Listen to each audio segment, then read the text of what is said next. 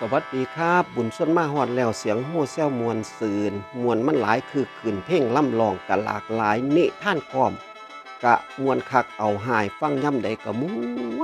วนความบันเทิงล้วนๆส่วนซุ่มเจ้ามาหลับฟังเด้อพี่น้องเด้อซอยติดตามคนไลค์กดแชร์นิท่านความอาจสิมีคำบ่สุภาพบ่ไพเราะสนอสูตรต้องขอกราบประทานอภัยเด้อพี่น้องเด้อถือว่าเป็นวรรณกรรมอีสานเนาะพี่น้องเนาะมื้อนี้สิเสนอในท้องเรื่องแม่นี่ล่ะซื้อน้อยว่าซั่นว่าครับกล่าวถึงไอ้ที่สีไอ้ที่นี่ไอ้ที่ดีไอ้ที่รวยเนาะพากันมาหาขายของคือหาบ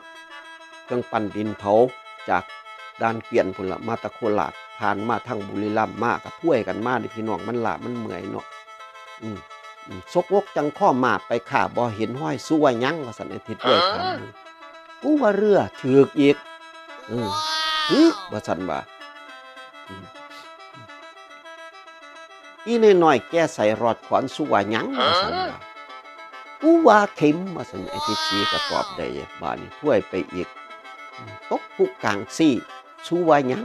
ขี่สร้างว่าซั่นถูกตกผู้ข้างซี่บ่ให้ว่าขี่สร้างสู้ว่าหยังว่ากับเฟี้ยงถูกไอ้ที่รวยนี่ศูนย์เนี่ยบัดมันคือตอบได้ว่าซั่นเลยเปลี่ยนคำถามใหม่นี่สุวสัตว์อะไรใหญ่ที่สุดในโลกว่าซั่นว่าโอ้มีผู้ใดคิดออกเลยเงียบกิ๊บวันนี้ก็หาบเด้อพี่น้องหาบไปเด้อหาบไปบัดมาฮอดกลางป่าเนาะทั้งใกล้อำเภอท่าตูมแล้วเด้อยู่อำเภอท่าตูมบัดนี้ก็เลยเหลียวเห็นขี่ช้างเนี่ยบัดอยู่ข้างทางไอ้ทิศสีก็เลย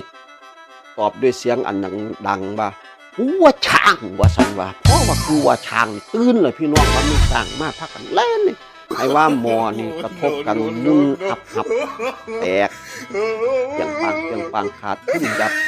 บ้านนี่ก็เลยพากันเข้าไม่ไปในหมู่บ้านก็โพไปหาผู้ใหญ่บ้านอุ้ยพ่อผู้ใหญ่ว่าซั่นว่าลูกหลานมาจากโคราชมาค้ามาขายแต่ว่าทุนหายกำไรหดแตกมุนอับว่าซั่นว่า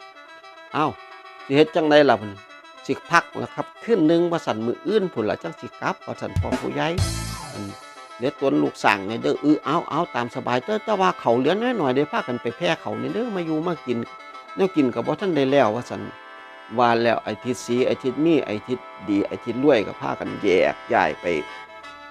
หาแพร่เขาเด้พี่น้องก็ถึงไอ้ทิศรวยย่างงอกๆไปบ้านยายน้อยแม่น้อยกันเฮ็ดลาบปลาแล้วพอดีกำลังสิออกว่าราชการกำลังสิกินเนาะบ้านนี้ไอ้ทิศรวยมากอะย้ายขอเขาจักปั้นกินแน่ย้ายว่าซั่นบ้านนี้ยายน้อยนี่ศูนย์ได้บาทนี่บ่อยากให้เนาะก็เลยซอก่อนละบาทโอ้ยคนมากขอเขามาแต่ไสเนาะมาจากจังหวัดใดเนาะว่าซั่นว่ามาตะโคราชย้ายว่าซั่นว่าเอ้าคนโคราชซื้อหยังเนาะคือได้มาหาขอเขาว่าซั่นชื่อรวยว่าซั่นว่าอ้าวว่าซั่นว่าคนชื่อรวยคือได้มาหาขอเขาล่ะลูกหลาน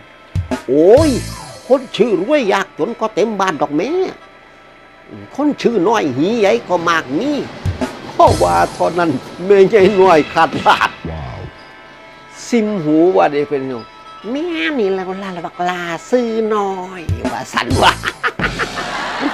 บ้านนี้แม่ใหญ่น้อยก็เอาลาบปลามันนี่เอาบักลานี่ลาบปลาแม่กินแล้วว่าซั่นที่แท้บ่ทันได้กินอันนี้เอาไปให้หมูกินน้ำเด้อว่าซั่นกะติบเขาบ่ทันได้กินจักเม็ดก็ว่ากินแล้วเอาไปยายกันเอาไป